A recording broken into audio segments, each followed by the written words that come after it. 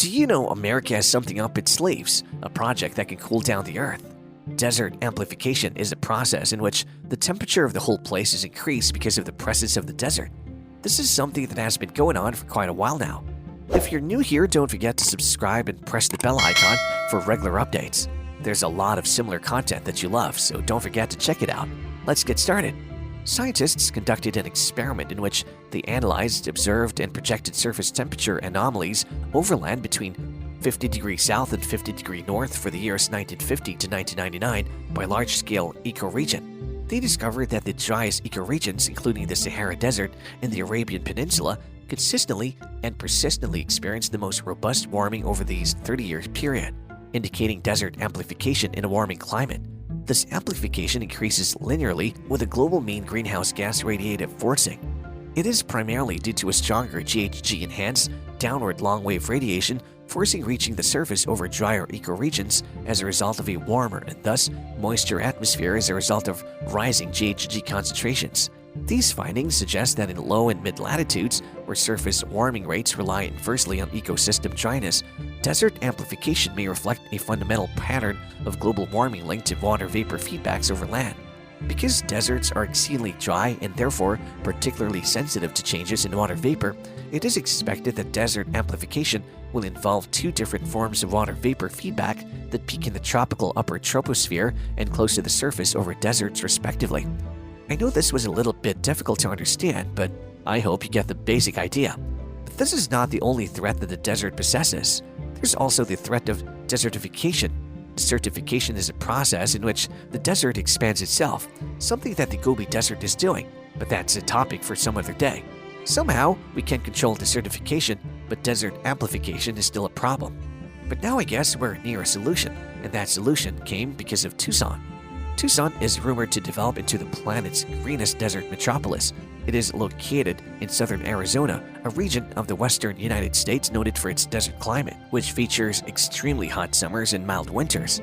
Arizona has been a center of agricultural expansion for thousands of years, drawing visitors from all over the world looking for new economic opportunities. The population and economy of Arizona have grown significantly since the portable air conditioner was invented in the 1950s. Due to the development of sizable expanding suburban regions, the cities of Phoenix and Tucson have experienced an increase in the heat island effect. Urbanized areas sometimes have greater temperatures than their remote, natural surroundings, which is known as the heat island effect. More than natural landscapes like woods and water bodies, constructions like buildings, roads, and other infrastructure absorb and remit solar heat. Urban heat islands can have secondary impacts in local meteorologies, such as changing wind patterns, cloud and fog formation, humidity levels, and precipitation rates. The urban heat island effect is only exacerbated by utilizing air conditioning to disperse ambient heat in urban areas to escalate our need for cooling. According to a study from the University of Arizona, in some urban areas, the heat from AC systems during the nighttime increased the mean air temperature by more than 1%. Tucson's mayor claims that the city is experiencing more heat as a result of climate change.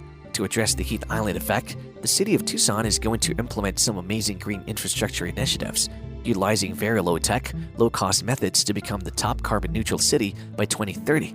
This can be viewed as a significant achievement for any community, especially one with only 12 inches of annual rainfall. Show you how and why Tucson, Arizona is quickly developing into the most environmentally responsible desert city in the world. Arizona has experienced the fastest growth over the past 10 years, particularly during the past 2 years, when it has expanded dramatically.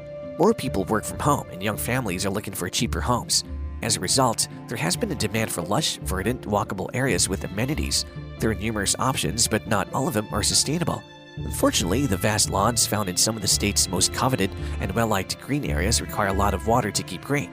This is unsustainable in a state that is prone to drought because the water used to maintain the grass green all year is also utilized to hydrate people. The water is over-extracted from wells or dammed and diverted waters from rivers and springs, which utilizes them quicker than rains can replenish them.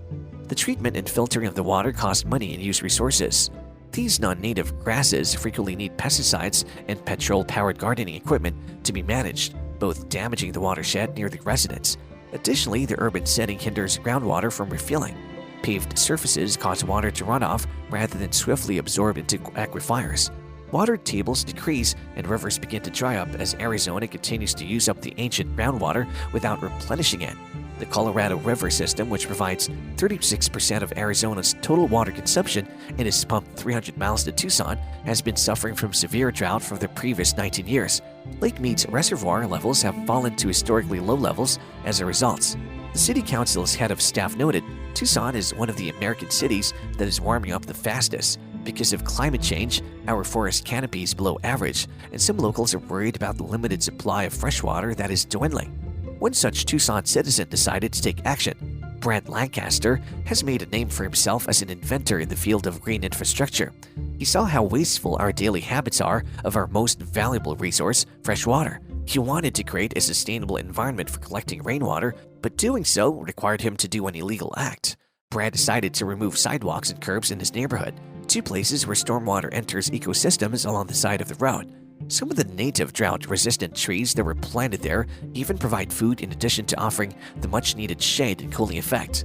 Since the tree leaves are left on the ground, these ecosystems also aid in replenishing the groundwater by protecting the soil from the sun's rays and heat, while also acting as a filter for any water that may fall in the topsoil.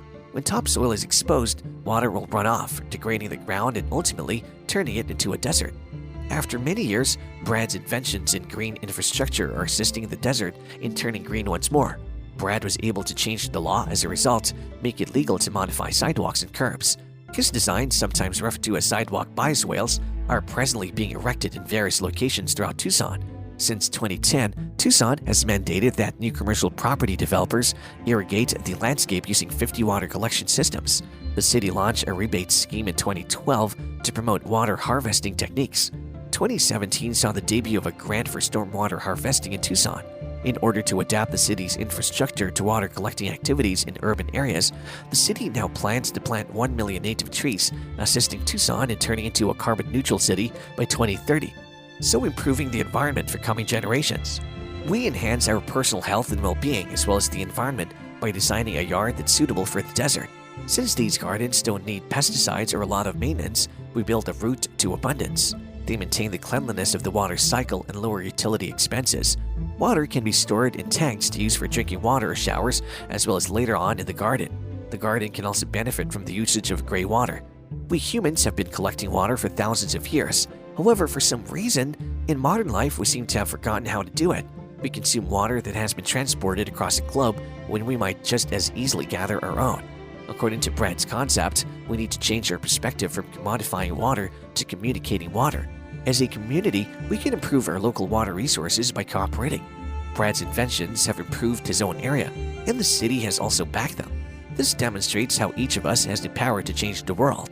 You might want to check out Brad's book Rainfall Harvesting for Drylands and Beyond if you're interested in learning more about how to turn your own yard into a biodiverse ecosystem that collects free rainwater.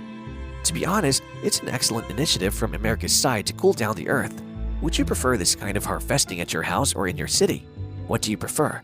Don't forget to tell us all down in the comments. Also, don't forget to subscribe for regular content.